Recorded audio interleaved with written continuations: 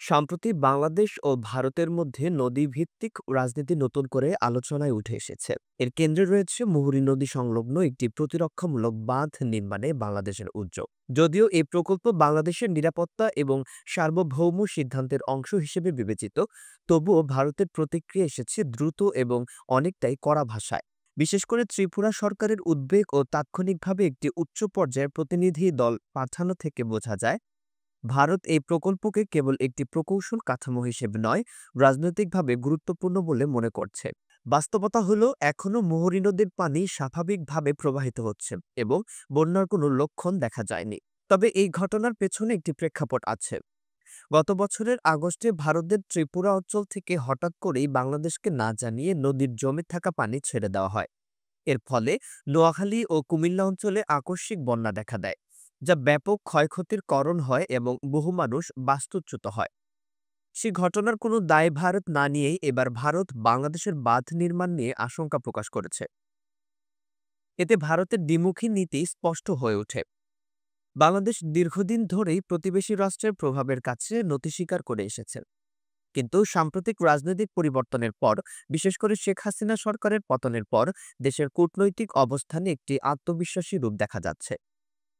অন্তর্বর্তী সরকারের সময়ে বাংলাদেশের পররাষ্ট্রনীতি আরও স্বাধীনভাবে পরিচালিত হচ্ছে। এই পরিবর্তন ভারত যেন সহজভাবে নিতে পারছে না।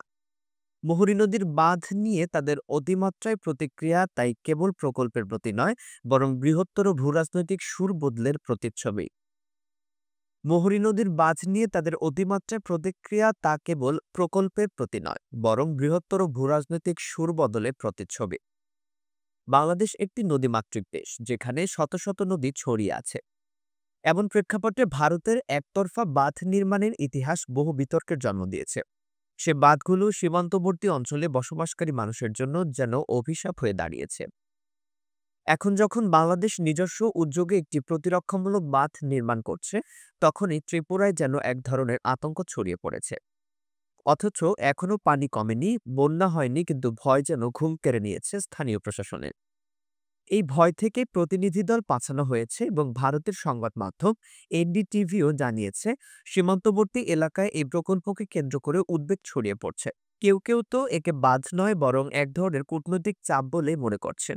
বিশ্লেষকদের মতে ভারতের এই প্রতিক্রিয়া আসলে তাদের অভ্যন্তরীণ সীমান্ত ব্যবস্থাপনার দুর্বলতা ঢাকার একটি কৌশল মাত্র।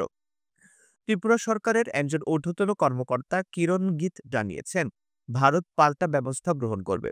অনেক বিশ্লেষকদের মতে শেখ হাসিনার আমলে ভারত যেভাবে ঢাকার উপর প্রভাব বিস্তার করত, এখন সেই নিয়ন্ত্রণ সীমিত হওয়ায় তারা এক ধরনের অস্বস্তিতে পড়েছে। এ কারণেই বাংলাদেশের স্বতন্ত্র কোনো সিদ্ধান্তেই ভারত এখন অতিরিক্ত প্রতিক্রিয়া দেখাচ্ছে, যা আমাদের পরিচিত বাংলা প্রবাদ তেলে বেগুনে জ্বলে ওঠার বাস্তব উদাহরণ।